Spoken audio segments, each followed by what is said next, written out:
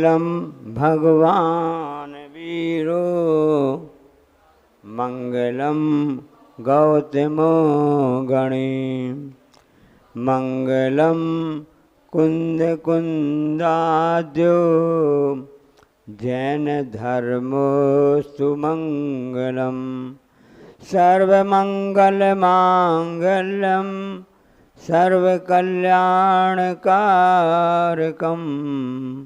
प्रधानम सर्वधर्मानां जैनम जयतु शासनम वंदे विद्यासागरम।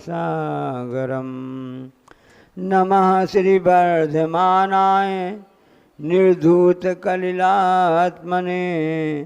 सालोकानां त्रिलोकानां यद विद्यादर्पणायते।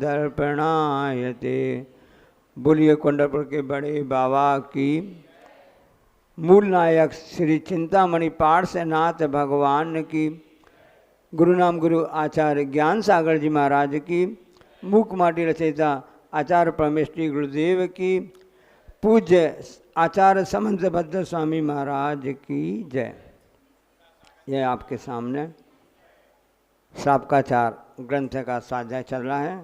आज चौथा दिन है जिसमें हम सब देख रहे हैं आज से 1900 वर्ष पहले ऐसे आचार्य महाराज ने इस ग्रंथ की रचना हम सबके कल्याण के लिए लिखी। हम देख रहे हैं कि सम्यक दर्शन, ज्ञान और चारित्र, इन तीन की एकता का नाम ही धर्म है। इन तीन की एकता को ही धर्म कहते हैं, मोक्ष मार्ग कहलाता है।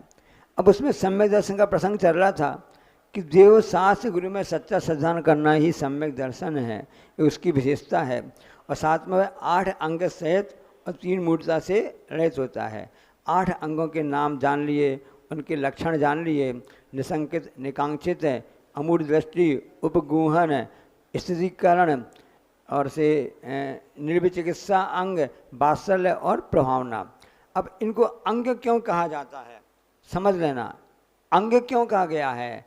जैसे यह आत्मा निवास करती शरीर में, शरीर के 8 अंग हैं, कहते हैं ना साष्टांग प्रणाम हो, 8 अंगों से प्रणाम होता है। पूरे लीड जाते हैं, 8 अंग के द्वारा आपको नमोस्तु प्रणाम करते हैं। अब 8 अंग कौन से हैं? दाहिना पैर, बायां पैर, दाहिना हाथ, बायां हाथ और से नितंब जिसको आपके कूले बोलते हैं, और पीठ, रीढ़ की हड्डी, सीना, छाती और 8वें नंबर का मस्तक है। ये 8 अंग होते हैं। अब 8 अंगों को 8 सम्यक दर्शन के अंगों से जोड़ना है। दाहिना पैर क्या? दाहिना पैर पहला अंग कौन सा अपना? निसंकेत, कोई शंका नहीं है, हमको आगे बढ़ना है। विचार कर लिए हमको आगे बढ़ना है। दाहिना पैर कहता है चिंता मत करो, मैं तो हूँ, मैं हूँ ना, तो चिंता क्यों करता है? मन में कोई भी शंका नहीं हुई, वह व्यक्ति एकदम से दायां पैर आगे बढ़ा देता है। अब बायां पैर कहता है कि जब दायां पैर आगे बढ़ गया, मुझे कोई भी आकांक्षा नहीं है, तो बायां पैर कहता है मैं भी आगे बढ़ जाऊंगा। तो निसंकित अंग ने दाहिना पैर आगे बढ़ाया, तो निकांक्षित अंग ने बिना कांक्षा के बायां पैर बढ़ाया। अब निर्वित चिकित्सा अंग है बायां हाथ। हम जब भी शौच क्रिया करते हैं ना, सफाई आदि कार्य करते हैं ना, तो इसको कोई ग्लानि नहीं होती है। रोज अपन करते, सब प्राणी अपन इंसान है, रोज अपने हिसाब से होता है, मन मूल क्षेपण होता है, सफाई की जाती है। तो बायां हाथ कहता है कि मुझको चिंता की बात नहीं है, मैं बिना ग्लानि के निर्वित चिकित्सा का पालन करूंगा। ये क्या कौन कह रहा है? ये बायां हाथ कह रहा है। दाहिना हाथ क्या कह रहा है? दाहिना हाथ कहता है कि भाई हम किसी भी चीज़ के लिए अमूढ़ दृष्टि बना हम उसमें नहीं होगी।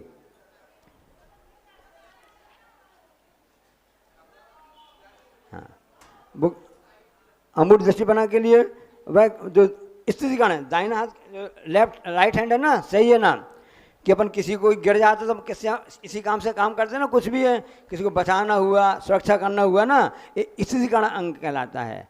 जो दाहिना हाथ है क्या बता रहा, स्थितिकरण अंग बता रहा है। और से जो पीठ होती है, रीढ़ की हड्डी होती है, वो बता रही है कि हमारे लिए अब अमूर्त दृष्टिपना उस अंग का हम पालन करते हैं।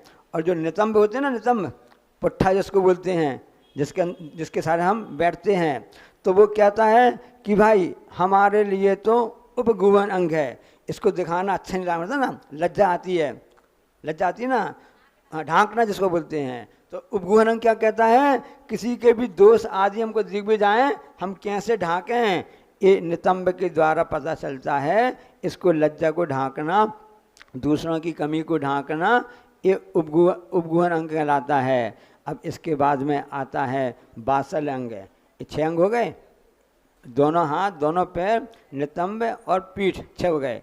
अब सीना छाती है। हमारे हृदय में यदि दया प्रेम करना भाव है, गले मिलते नहीं मिलते, जब बहुत जन मिलते हैं, जैसे प्रेम होता है उससे बासल तो प्रेम होता है, उसके अपन गले मिलते ही नहीं मिलते हैं। तो सीना कहता है कि मैं बासल अंग का प्रतीक हूँ। और मस्तक सिर बोलते हैं, जैसे पूरे आपके नाक कान गला सब रहते हैं, ये प्रभावना अंग का प्रतीक है। ऐसे 8 अंग होते हैं सम्यक दर्शन के, 8 अंग शरीर के होते हैं। तो जब भी हम किसी से कोई काम करें, किसी अंग से काम करें, उस अंग को याद कर लेना कि इस अंग की विशेषता है, ये अंग इसका प्रतीक है। धर्म हो गया, कर्म निजरा हो गई, और स्वाध्याय का स्वाध्याय हो गया। अब 8 अंगों में अलग अलग व्यक्ति प्रसिद्ध हुए हैं। तो अब उसके अपन नाम गिनते हैं। कारिका नंबर 19। तावदंजन चौरांगे, तावदज्जन चौरांगे, ततो नन्ते मति स्मृता, ततो नन्ते मति स्मृता, उद्यानस्ततीयेऽपि, उद्यायन्ततीयेऽपि, तुरीये रेवती मता, तुरीये रेवती मता, ततो जिनेन्द्र भक्तोन्यो, ततो जिनेन्द्र भक्तोन्यो, बारिसेणास्ततः पराम, बारिसेणस्ततः पराः, विष्णुशिष्य ब्रजनामा च, विष्णुश्च ब्रजनामा च, शेषयोर्लक्षतां गतौ, शेषयोर्लक्षतां गतौ। एक साथ पढ़ेंगे। तावदंजन चौरांगे, ततो नन्ते मति स्मृता, उद्यानस्ततीयेऽपि, तुरीये रेवती मता, ततो जिनेन्द्र भक्तोन्यो, बारिसेणस्ततः परा, विष्णुशिष्ट वज्रनामा च, शेषयोर्लक्षतां गतौ। पहले जो निसंकित अंग है उसमें अंजन चोर प्रसिद्ध हुआ। दूसरा निकांक्षित अंग है उसमें अनंतमती रानी। तृतीय निर्वचक संघ में उद्यान राजा, तुरीय यानी चौथा, उसमें अमूर्त दृष्टि अंग में रेवती रानी प्रसिद्ध हुई। 5वां उपगुण अंग में जिनेन्द्र भक्त सेठ, छठा स्त्रीगण अंग में सैनिक राजा का पुत्र बारिसेन, और 7वें बासाल अंग में विष्णु कुमार मुनि महाराज। रक्षाबंधन कथा आती है ना, सासु मुनि की रक्षा की थी जिन्होंने। और 8वें प्रभावना अंग में ब्रज कुमार मुनि एक प्रकार से ये प्रसिद्ध हुए हैं। इस सभी की अपनी अलग जीवनी है, जिसमें से हम उन जीवनी से उन सबको पता लगा सकते कैसे इन्होंने अपने उत्तर दायित्व को निभाया और उस तत्परता के साथ में उस अंग का पालन किया उन्होंने। देखो हम सब कितने भाग्यशाली हैं, हम कितने भाग्यशाली हैं कि हमारे पास धन है, केवल धन है। जिसके पास केवल धन होता है वो भाग्यशाली कहलाता है। और धन के साथ में स्वास्थ्य, शरीर स्वास्थ्य ना, तो जिसको धन के साथ साथ पैसा मतलब स्वास्थ्य मिल गया ना, स्वस्थ रहे, वो कहलाता है सौभाग्यशाली। और जिनके पास में धन भी है, स्वास्थ्य भी है, साथ में धर्म हो जाता है, वो महाभाग्यशाली कहलाता है। जैसे दमोह के लोग यहाँ पर महाभाग्यशाली हैं कि यहाँ पर आपका धन भी है, स्वास्थ्य ठीक भी है कि नहीं है। तो बीमार से अब सर्दी खांसी लगी रहती है, स्वस्थ कि नहीं स्वस्थ हैं, और साथ में धर्म भी है। इसलिए हम भाग्यशाली नहीं, सौभाग्यशाली नहीं, हम तो महाभाग्यशाली हैं, ऐसा है। हाँ, जिनके पास में तीनों नहीं है वो तो दुर्भाग्यशाली हैं। सब कर्म के उदय से होता है। सोच लो हमारा कितना अच्छा कर्म का उदय चल रहा है कि हमको यह महासौभाग्यशाली होने का अवसर प्राप्त हुआ है। मरीच को जानते ना, मारीची जो था ना, भरत चक्र का पुत्र था ना, वो कितने भाषा भड़कता रहा मालूम है, सिर्फ मिथ्यात्व के कारण से 5 अरब 56 करोड़ भवों में भड़कता रहा।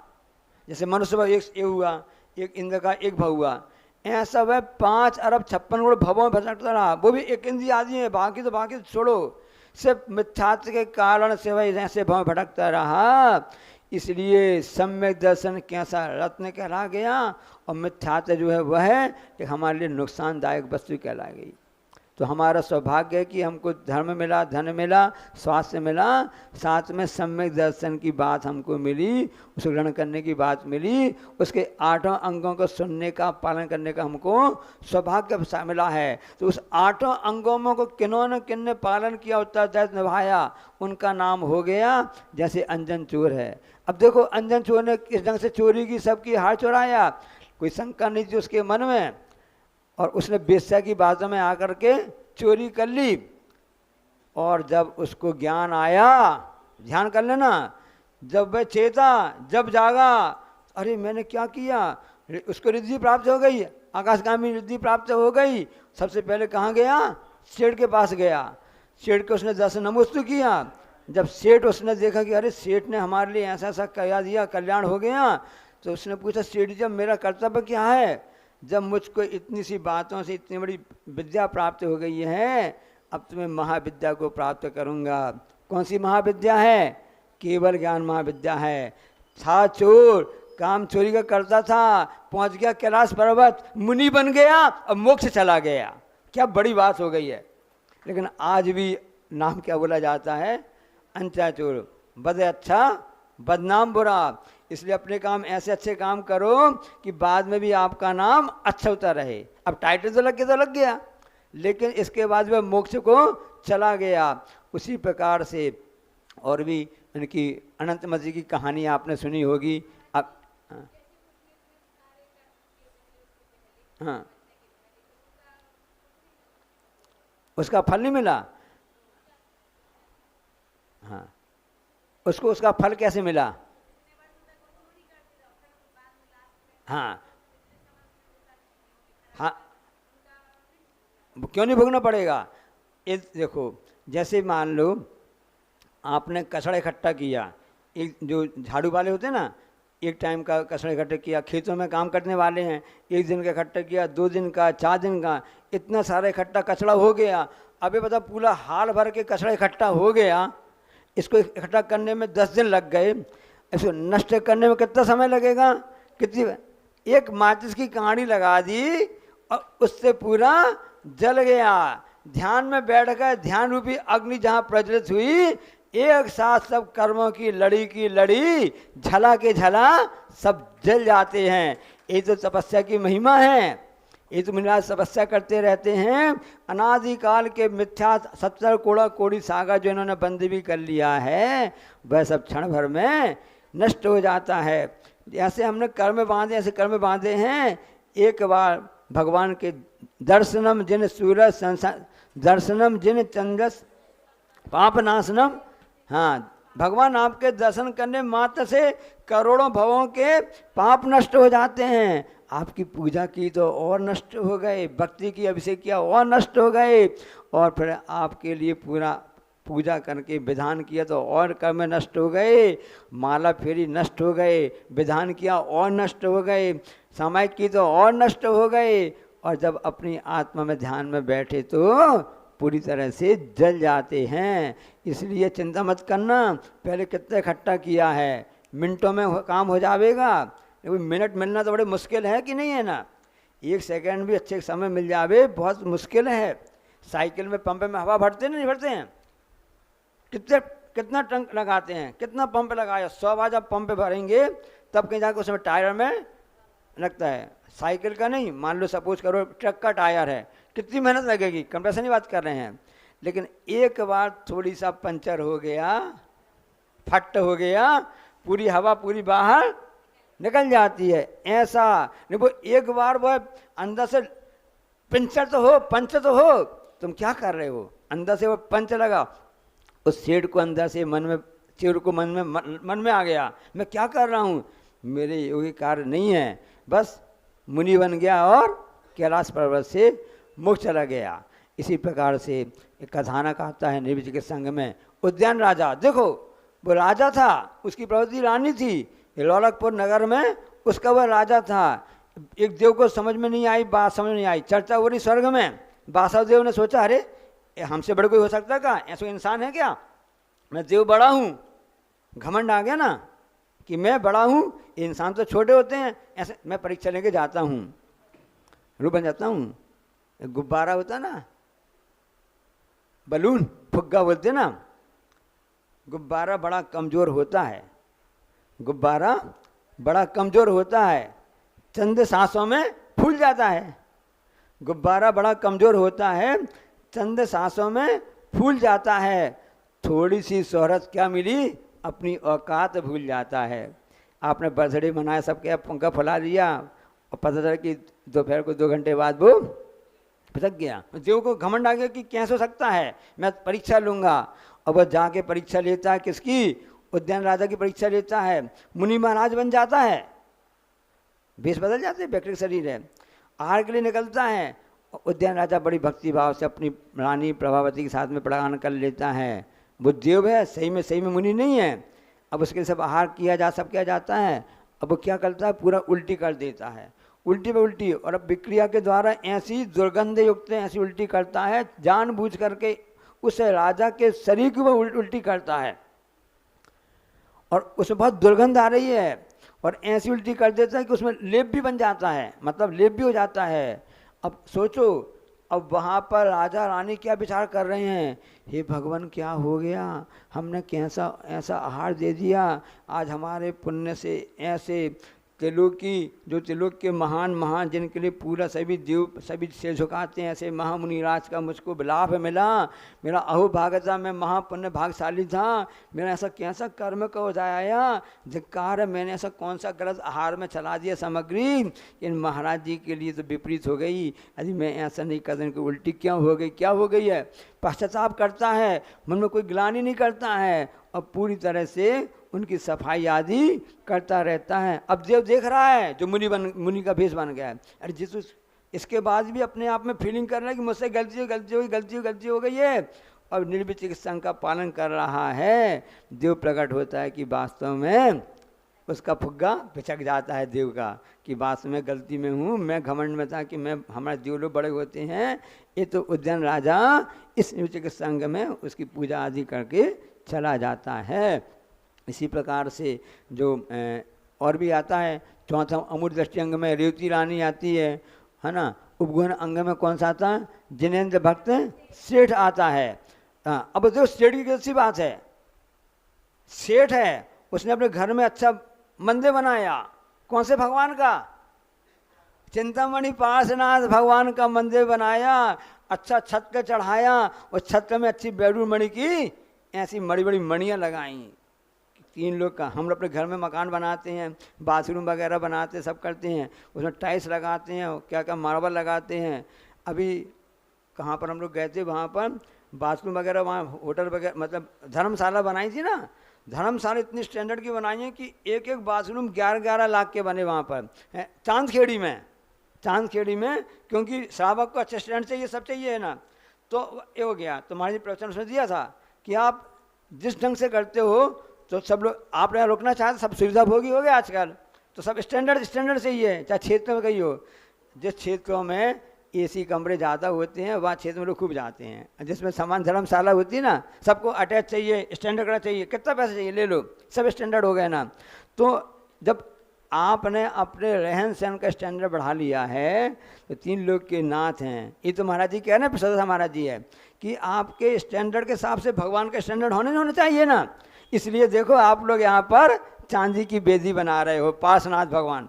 तो उसने ऐसी पार्श्वनाथ भगवान की मूर्ति जिनाला बनाया, छत पे चढ़ाया, उसमें बेडूर मणि कितनी महंगी आती है, उसको उसने वहाँ पर लगा दी। अब एक चोर निकला वहाँ, सूर्य नाम का चोर था, उसके मन में आ गई इसकी चोरी करना, कैसे करेंगे, क्या करेंगे, क्योंकि हमेशा पहरा होता है।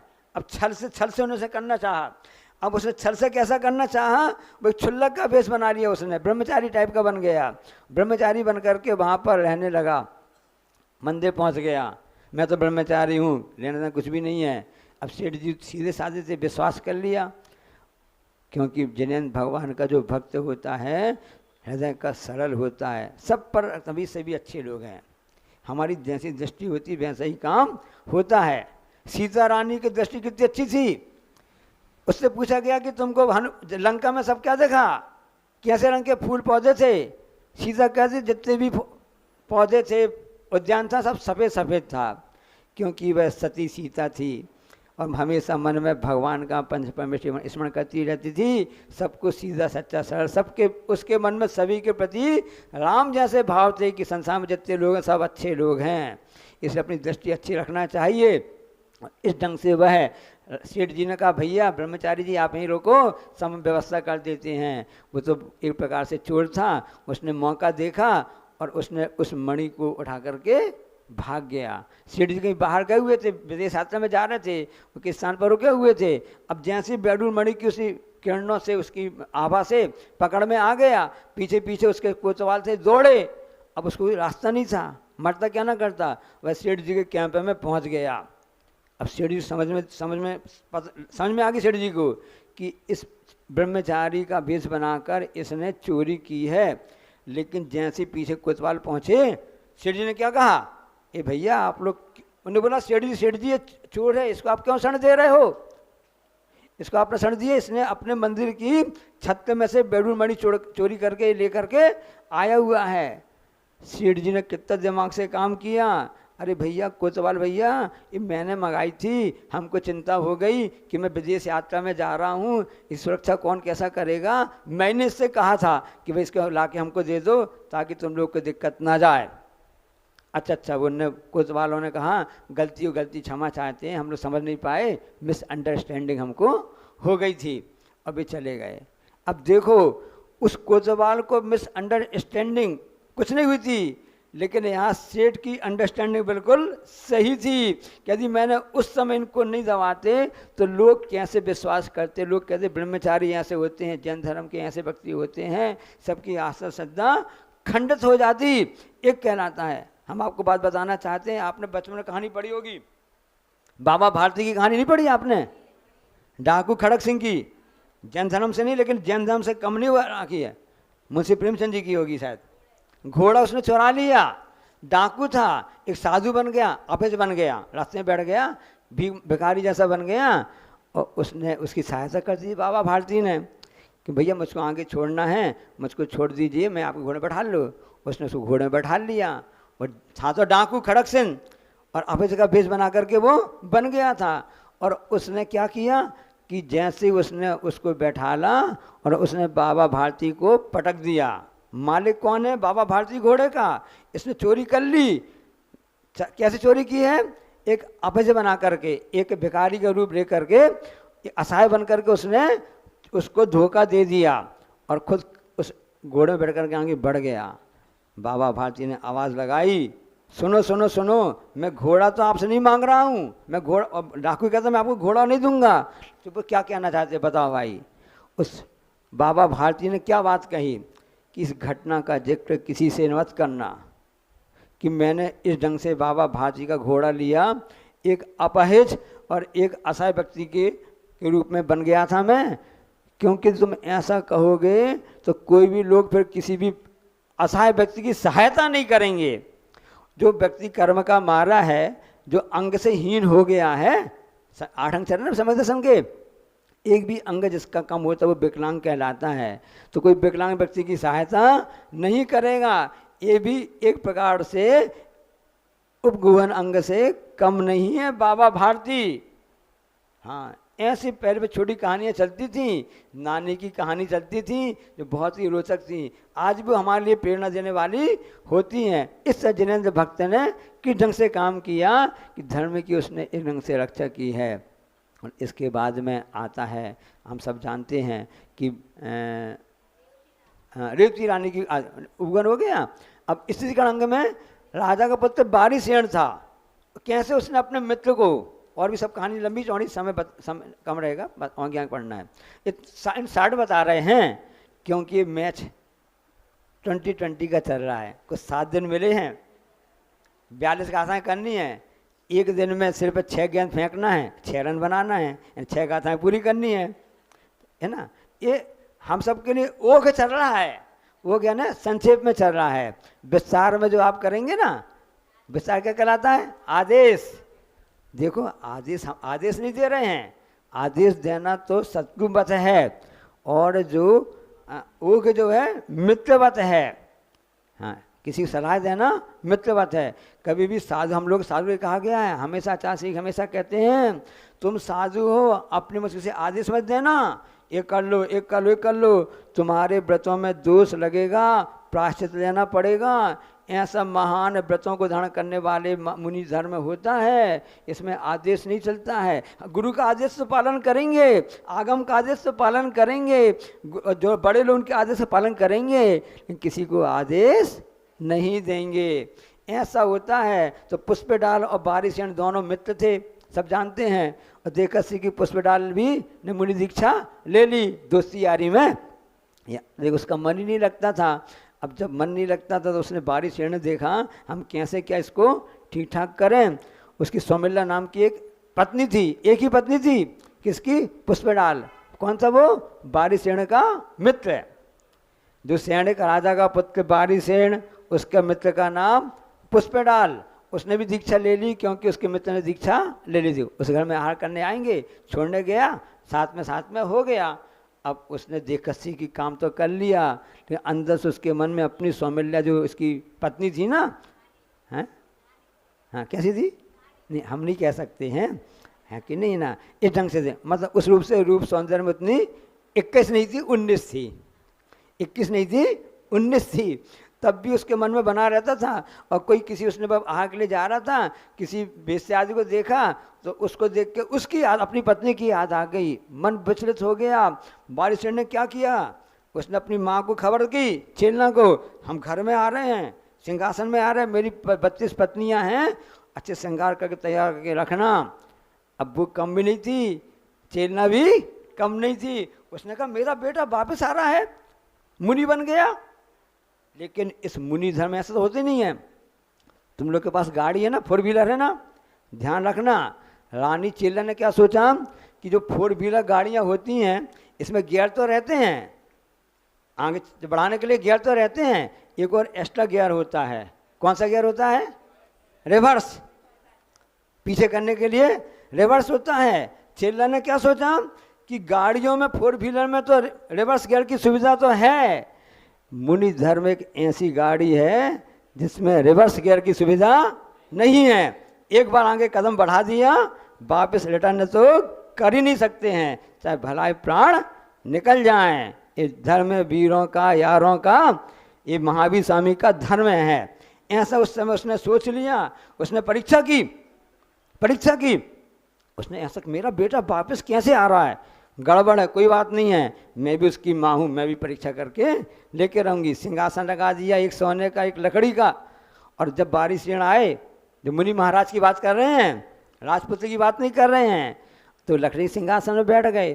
और जब पुष्पडाल आया, अरे मेरे तो सिंहासन सोने का है, सोने का सिंहासन में बैठ गया।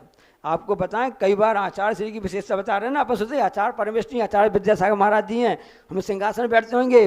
कई बार बिहार में सड़क में ऐसे बैठ जाते थे, कई बार ऐसा कहीं हुए ना, कई बार ऐसा मौका आया कि सामान से ऊपर गए, कमरे में कहीं जाके छत में गए और ऐसे ही बैठ जाते थे।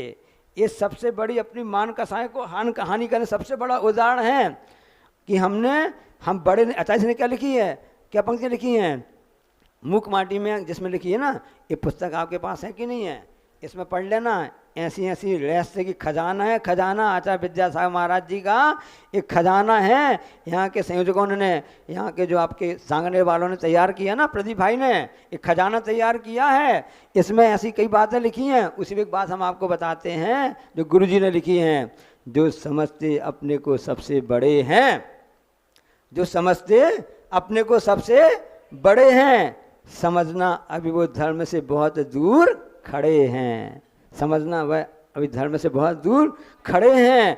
अब बारिशेड़ वहाँ पहुँच गया, उसने देखा सबकी यहाँ रानियों को बुलाया गया और पुष्पडाल से कहते हैं, पुष्पडाल ये सिंहासन तुम्हारा, ये मेरी 32 रानियाँ भी तुम्हारी, तुम अच्छे से इनका उपभोग करो। मेरे पास तो रिवर्स गियर की सुविधा नहीं है, मैं तो वापस नहीं आ सकता हूँ। तुम्हारा मन डिगमिग है, तुम्हारा मन यहाँ से वहाँ हिल रहा है।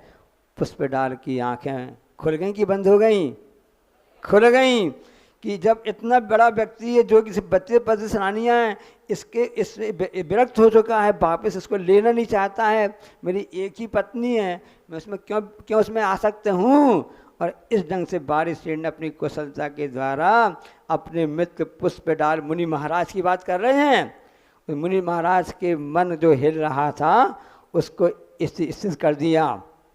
ये जो बजौटा हिलता रहता ना, पटा हिलता रहता है, चौकी हिलती रहती है, चौके में होती रहता है, महाराज जी बैठेंगे चौकी हिलती रहती है, तो उसमें फिर आप क्या लगाते हो, बाजू से चम्मच लगा देते हो, हिलना डोलना उसका स्थिरीकरण हो गया। एक कुशलता आनी चाहिए, जब भी आपका पटा हिल रहा हो आप चम्मच लगाते हो। ध्यान रखना कि हमको कभी भी कोई व्यक्ति ऐसा हिल रहा हो, कोई साधन हिल रहा हो, हमको अपने पैसों से, अपने संबोधन से, किसी भी ढंग से उसको ऐसे चम्मच लगाना है ताकि उसका हिलना डुलना बंद हो जाए। ये तो स्थिरीकरण है। और क्या चीज़ है, कितना सिंपल है। कदम कदम पर आप धर्म कर सकते हैं, कदम कदम पर आप उस धर्म को याद कर सकते हैं।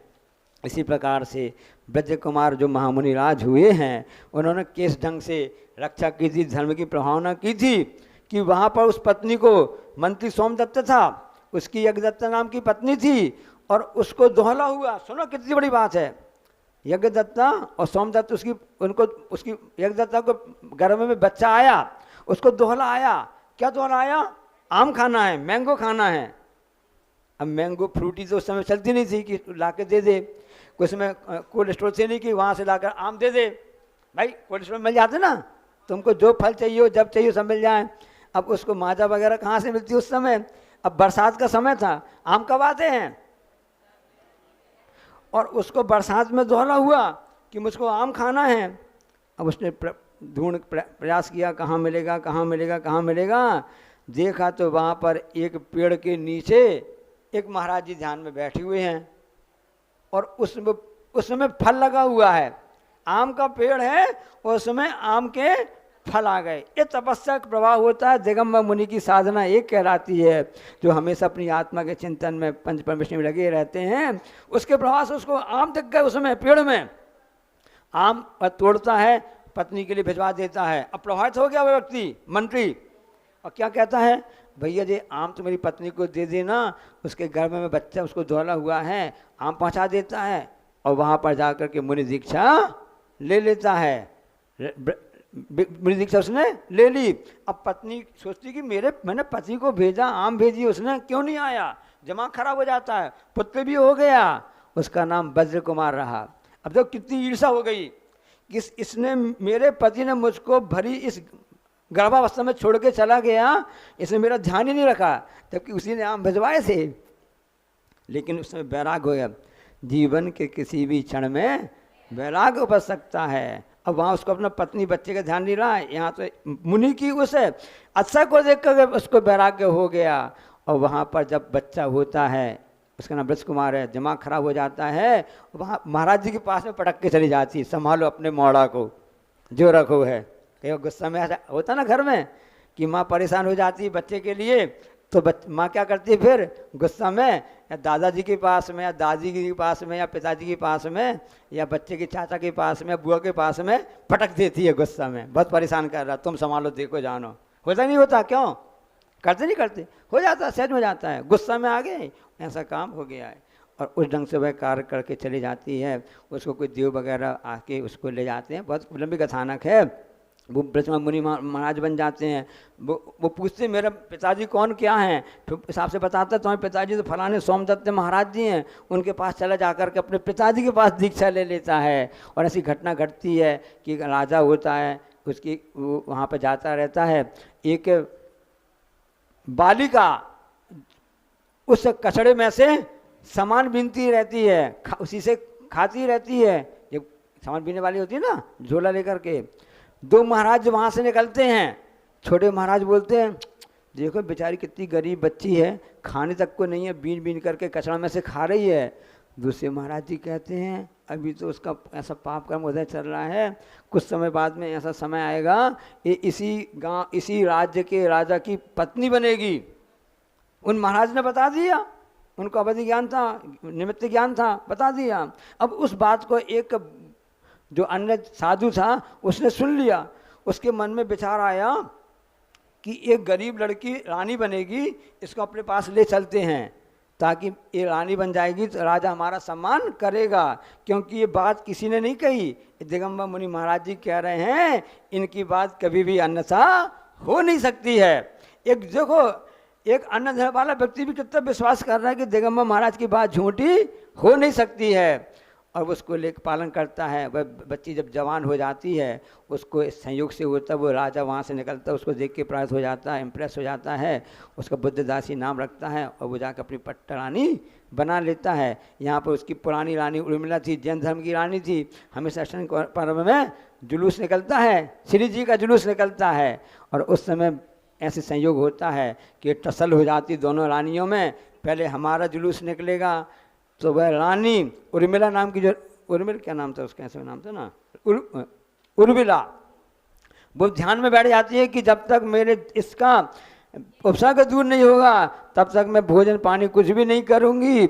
उसके तपस्या के प्रभाव से जीव प्रभावित हो जाते हैं, विद्या प्रभावित हो जाते हैं।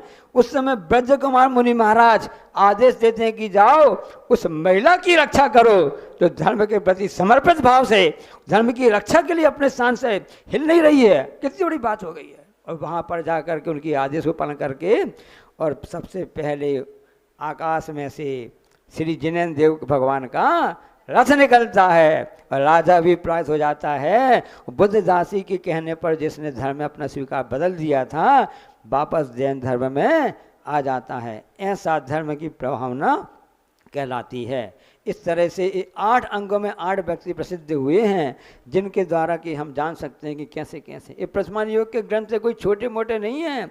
आचार्य श्री अभी भी रोज़ पढ़ते थे, गर्मियों में कुंडलपुर में सामने बैठते, आचार्य श्री सब मुनि संग बैठते थे।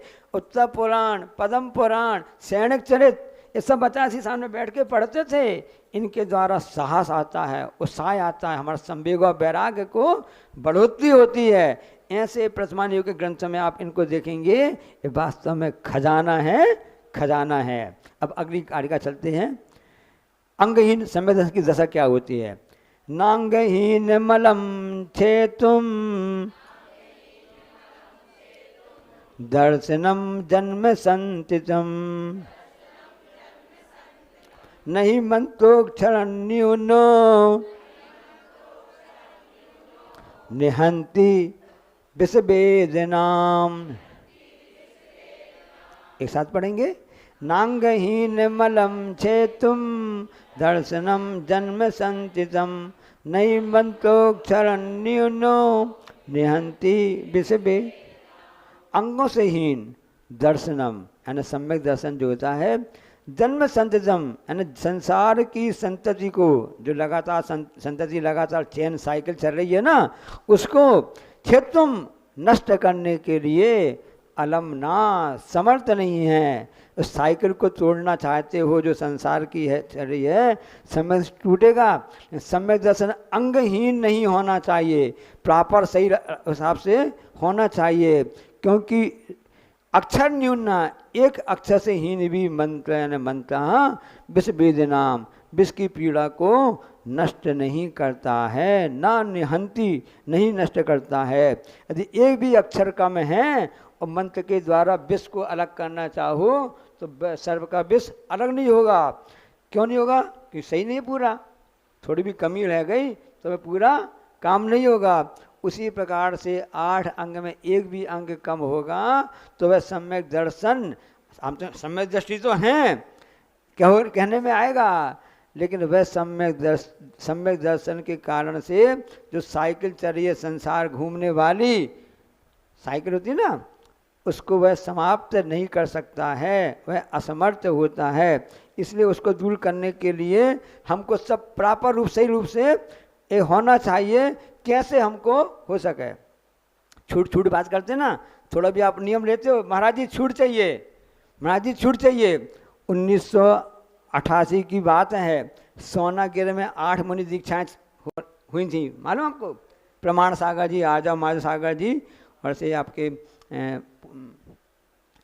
चिन्मय सागर जी वगैरह, इन सब की 8 मुनि दीक्षाएं, पवित्र सागर सबकी हुई थी। अब उस समय बात चली कि महाराज जी ये व्रत वगैरह ले रहे हैं, कुछ छूट वगैरह तो मिल जाए, छूट तो मिल जाए। तो आचार्य जी ने क्या कहा? देखो ये जैन धर्म वीरों का धर्म है, महावीर स्वामी का धर्म नहीं है। अब भी सोच लो, कपड़े उतारने के पहले सोच लो, यहाँ पर तो कोई भी छूट छाट नहीं चलेगी, आपको कोई भी छूट नहीं मिलेगी।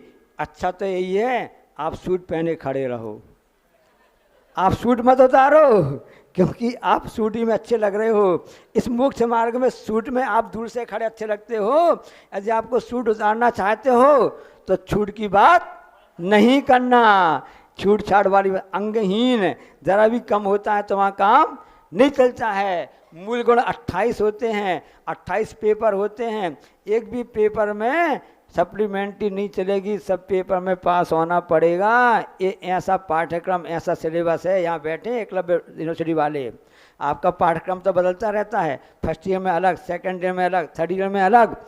ये मुनि धर्म का ऐसा पाठ्यक्रम है, 28 है ना 28, कब तक चलेगा? आज नहीं, कल नहीं, जब तक जिंदगी है, जब तक आखिरी प्राण हैं, तब तक एक साथ सिलेबस, एक साथ पाठ्यक्रम चलेगा, नो चेंज, एक कहलाता है। कोई कमी इसमें स्वीकार नहीं कोई। इसलिए इस ढंग से ऐसा होता है। एक पक्षी के सिर पर पैर आपने देखे क्या? हाँ, सिर पर पैर देखे आपने? हमने कुंडलपुर में देखा, हमने कुंडलपुर में देखा एक पक्षी के सिर पर पैर थे। आपने नहीं देखा? हम आपको बता देते हैं, जिनने सुना होगा वो समझेंगे ना। हम क्या कह रहे हैं? सिर पर पैर। एक तो सिर होता ही है पक्षी का, पर यानी क्या होते हैं? पंख और पैर होते हैं। ऐसा कोई भी पक्षी नहीं है जिसके सिर पर पैर नहीं है। समझ में?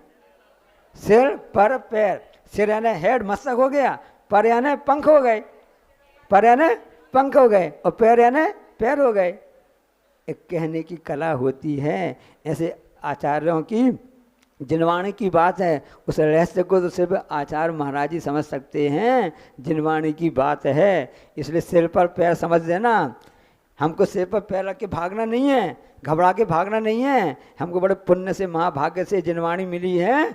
इसको सही अर्थों में अपने उर में, हृदय में धारण करना है। नहीं तो यदि एक बार मिथ्या दर्शन में पुनः पहुँच गए, मिथ्यात्व में पहुँच गए, तो जैसे मारीची का वह जीव था 5 अरब 56 करोड़ भवों में भटकता रहा, एक इंद्रिय आदि अकेले में, ऐसे भटकना पड़ेगा।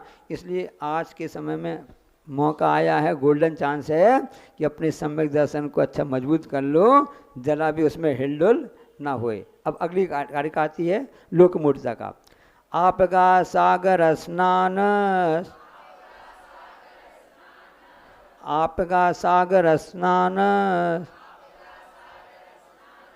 मुच्चया सिकतास्मनाम, मुच्चता सिकतास्मनाम, गिरिपातोऽग्निपातश्च, गिरिपातोऽग्निपातश्च लोकमूढं निगद्यते, लोकमूढं निगद्यते।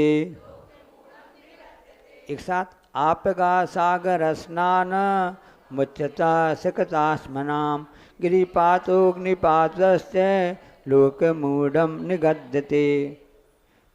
आपका सागर स्नान है, यानी नदी और समुद्र में स्नान करना। सकतास्म नाम, बालू पत्थरों का उच्चया, यानी ढेर लगाना। गिरिपाता, पर्वत से गिरना। और अग्निपाता, अग्नि में पड़ना। लोकमूढ़म, लोकमूढ़ा कही जाती है। ये सती प्रथा पहले चलती थी ना, पति मर गया तो पत्नी को भी अग्नि में कूदना पड़ता था। ये सब क्या लोकमूढ़ता कहलाती हैं। इसी प्रकार से नदी में स्नान, मकर संक्रांति आई, नदी में नहा लो। अन्य हम ऐसे मानते हैं, ये इसको धर्म मानते हैं। सफाई के लिए, स्वच्छता के लिए नहाना अलग बात है। धर्म मान करके एक जो कार्य किया जाता है वह लोकमूढ़ता कहलाती है। इसमें धर्म लाभ, स्वकल्याण मान कर नहीं करना चाहिए। इसको बोलते हैं अंधविश्वास। इनसे क्या, इनसे ऐसे ना बचना चाहिए। क्या क्या क्या अंधविश्वास क्या कहलाता है? देखा सीखी, तुम कर रहे तो हम भी कर रहे हैं। ये अंधविश्वास चलता ही रहता है, चलते ही रहता है। कई बार ऐसी कथानक आती है। ज्ञान सागर महाराज जी ने अपनी इस पुस्तक में लिखी है, मानव धर्म में लिखा ना, कि वो सीता माता होती ना, इसकी घटना होती, सीता माता पूजा करने उसको जाते हैं, माता निकलती है, सीता माता पूजा करने के पेड़ वगैरह में जाते हैं ना। अब वहाँ पे एक गधा खड़ा हुआ था। अब एक जो मुख्य महिला थी, उसने गधे का एक बार यहाँ से खींच लिया, बार खींच लिया। और जितनी भी महिलाएं थी जो उसमें अपने करने जाती थी, उन्होंने क्या किया, वे भी गधे का बाल खींचते खींचते, अरे बड़ी ने किया है तो छोटी करेंगी। तो देखा सीखी, उन्होंने उस गधे के बाल खींचते खींचते गया। अब ये गधा था पूरा गंजा हो गया, बालों से रहित हो गया। अब क्यों पूछा, क्या पूछा? जब हाँ घर में आई, पति ने पूछा ये बाल क्यों लेके आ गई हो? अब कुछ नहीं, हमको लग रहा था कि गधा है, अच्छा लग रहा था, बाल अच्छे स्वर्ण जैसे लग गया, उसके भूरे भूरे से लग रहे थे, हम खींच करके ले आए। तो ऐसी समझ में आगे नहीं आ गया। लोकमूढ़ता क्या कहलाती है? देखा सीखी होती रहती है, ये अनादिकाल से चली आ रही है। इतना अंधविश्वास फैला हुआ है संसार में, और भारत में तो कह नहीं सकते हैं। और भारत में भी तो विशेष रूप से जो धर्म मानने वाले उनमें ज़्यादा अंधविश्वास होता है। कभी भी ग्रहित विश्वास कहलाता है कि ऑटोमेटिक अपने मन में आता है, तो प्रश्न पूछ रहते हैं, हमारी सास ऐसी करत थी, सास की सास ऐसी करत थी, हम ऐसा करें कि नहीं करें? दिमाग तो लगाओ कि क्यों करना, क्या करना है। प्रश्न क्या पूछ रही हो? खुद तो दिमाग लगा दिया, अन्य चीज़ में खरीदने आई नहीं जी, हमने देखा फलानी लिपस्टिक खरीदनी है, लक्ष्मी की अच्छी कंपनी मानी जाती है, इसकी नहीं कि नहीं रहे, दूसरी कंपनी अच्छी नहीं है। अपन इसमें दिमाग तो लगा रहे हैं और सब खरीद कर रहे हैं ना। आप लोग की मान लो गए ये पैंट शर्ट खरीदना है, 11 का अच्छा रहेगा कि जियाजी कंपनी, जीवाजी शूटिंग कौन सा कंपनी, उसका अच्छा रहेगा। इसमें अपन दिमाग तो लगा रहे हैं कौन सी कंपनी का अच्छा है, कैसा है, फिलिप्स अच्छी है या गोदरेज का ले लो, गोदरेज अच्छा रहेगा। इनमें दिमाग लगा रहे हो और इस धर्म अपना नाम काम क्यों नहीं लगा रहे हो कि हमारे काम लायक है कि नहीं है, सही है कि नहीं है, इसको बोलते हैं। तो देखा सीखी जो किया जाता है वो अंधविश्वास कहलाता है। पंडित जी प्रवचन दे रहे थे, पंडित जी को एकदम थोड़ी नींद आ गई, लाट टपकने लगी। अब कोई ने देख लिया, भैया पंडित जी आपकी, कोई महाराज जी भी हो सकते हैं, हम भी हो सकते हैं, ऐसी कोई बात नहीं है, चलो कोई। अब छुपाने के लिए क्या किया, उन्होंने बोला अरे महाराज जी तुम्हारी लाट टपक रही है, टपक रही। पंडित जी होश आ गया, नींद से जग गए। ये क्या कह रहे हो, जानते नहीं हो मैं धर्म की बात बता रहा हूँ, मेरे मुख से तो गंगा निकल रही है, गंगा अमृत की धार बह रही है। क्या कहा पंडित जी ने? उनने महाराज जी ने भी कहा है कि मेरे मुख से तो गंगा बह रही है। बहुत अच्छा हो गया, उनने बोल दी, सब हो गया। अब थोड़ी देर बाद में एक व्यक्ति आया, पंडित जी प्रणाम, नमस्कार नमस्कार नमस्कार। हाँ बोलो, हम अच्छा आपके लिए कुछ सामान लेके आए हैं, आपको खिलाने, अपना मुंह खोलो। पंडित जी खुश हो गए, हमारे खुश हो गए। अरे मेरा प्रवचन बहुत अच्छा चल रहा, मेरी अच्छा बड़ी टाप की चल रही है, इस खुशी में जो हमको मिठाई वगैरह खाने के लिए लाया है, ये बड़ा खुश हो गया।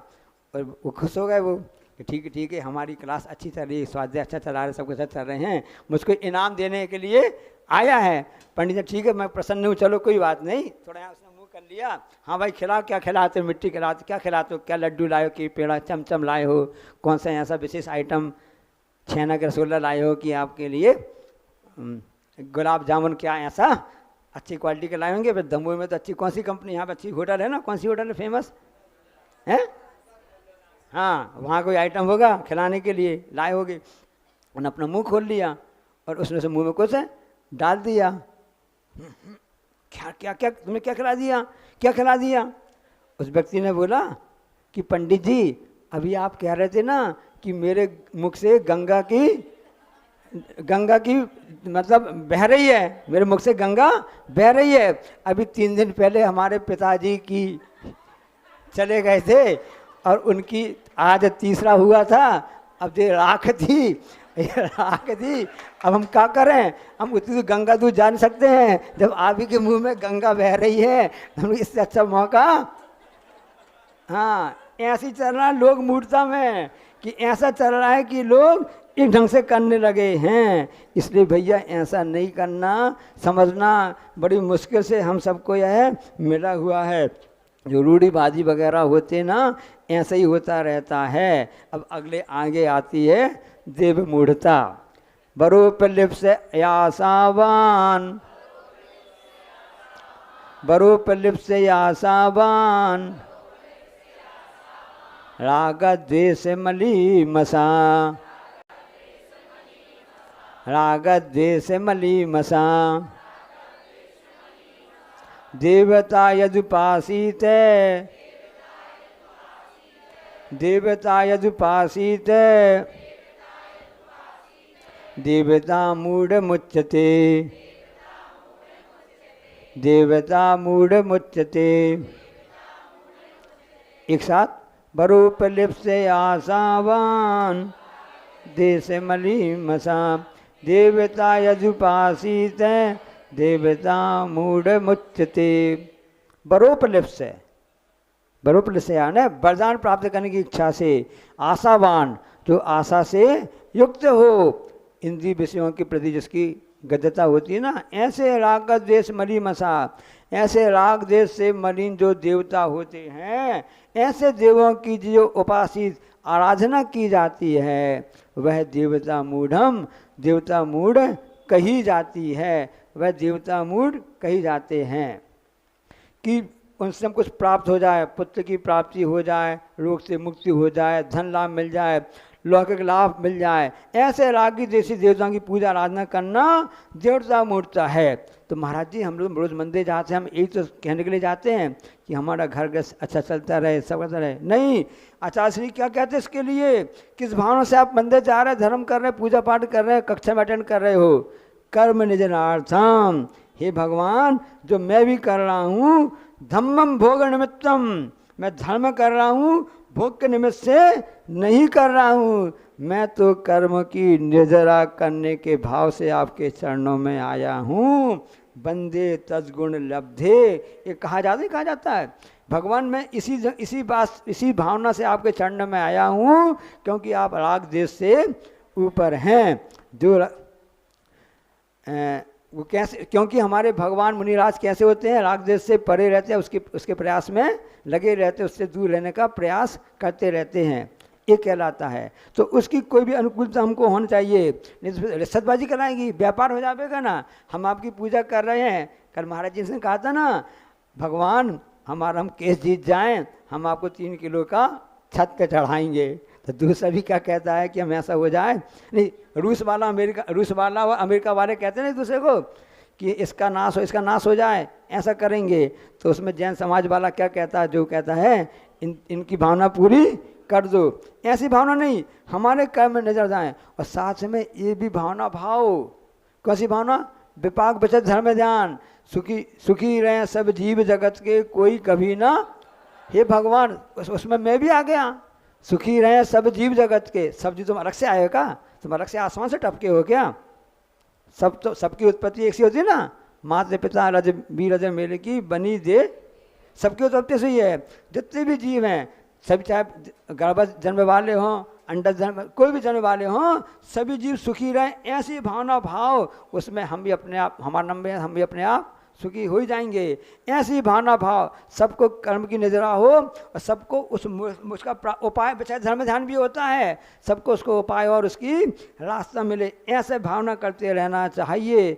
यह कहलाती है देव मूर्ता का स्वरूप। क्या है कि इन सबों से, आशाओं से, विषयों की आशाओं से जो लिप्त नहीं रहते हैं, ऐसे भगवान की पूजा पाठ करो ताकि हमारे मन में कोई भी ऐसी आशा ना रहे। मैं किसी आशा से, किसी इच्छा से, किसी को अच्छा मान करके इस ढंग से हम कुछ भी क्रियाएं नहीं करना चाहिए।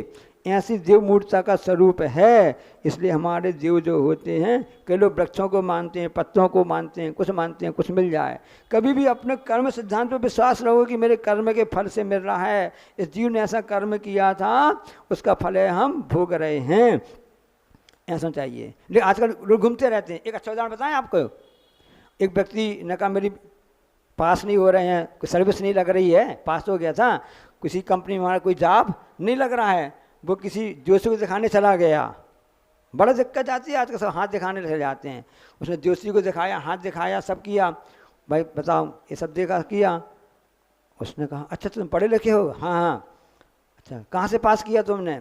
अरे मैंने 2 साल पहले पास किया था, इंजीनियरिंग कॉलेज सागर है ना, वहाँ से मैंने पास किया था, मैं वहाँ के स्टूडेंट रहा हूँ। अच्छा अच्छा, मेरी नौकरी नहीं लग रही है, ये बता दो कब लगेगी, क्या लगेगी, कहाँ पर लगेगी। तो जो ज्योतिष बना बैठा था ना, वो कहता कि मैंने 6 साल पहले भी उसी कॉलेज से पास की है डिग्री।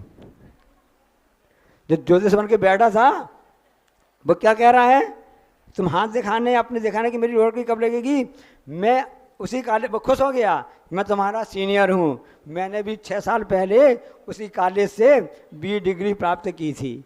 तो ये हो गया है। अब जो खुद ही बेरोजगार है, जो खुद अपना धंधा पानी चला रहा है, तुम उसको अपना हाथ दिखाने, कुंडली दिखाने जा रहे हो। जो बेरोजगार, समझ में आ गई ना?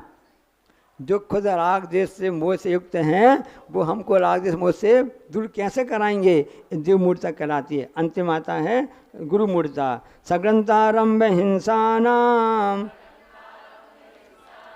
संसारावर्तवर्तिनाम संसारावर्तिवर्तिनाम पाषंडिनां पुरस्कारो पाषंडिनां पुरस्कारो गेयं पाषंडि मोहनम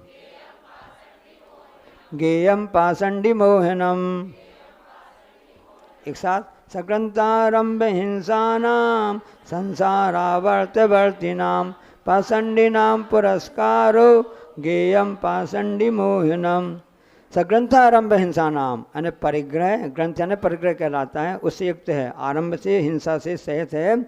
ऐसा संसारावर्तवर्ती नाम, जो संसार का परिभ्रमण चल रहा, उनके कार्यों में जो लीन है, ऐसा पाषंडी नाम, वास्तव में पाखंडी यानी गुरु होता है। पाखंडी यानी वास्तव में गुरु होता है, और एक पाखंडी का अर्थ होता है अन्य कुलिंगी भी होते हैं।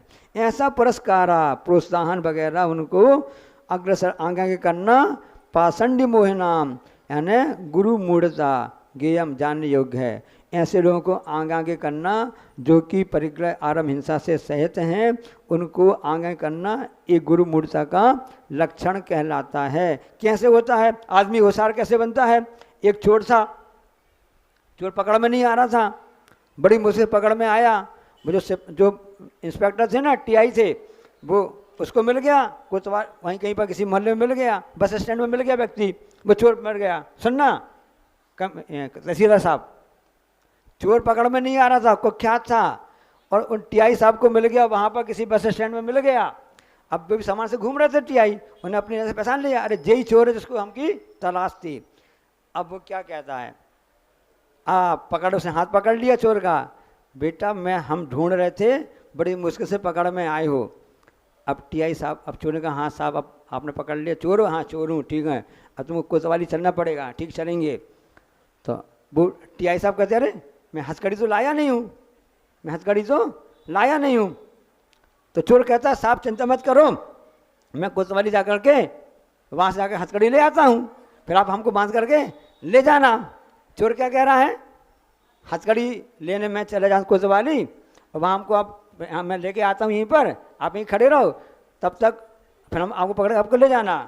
तो TI साहब क्या कहते हैं, अरे होशियार, अपने आप को ज़्यादा होशियार समझता है, रुक यहीं पर रुक, मैं जाता हूँ कोतवाली, वहाँ से हथकड़ी लेकर के आता हूँ।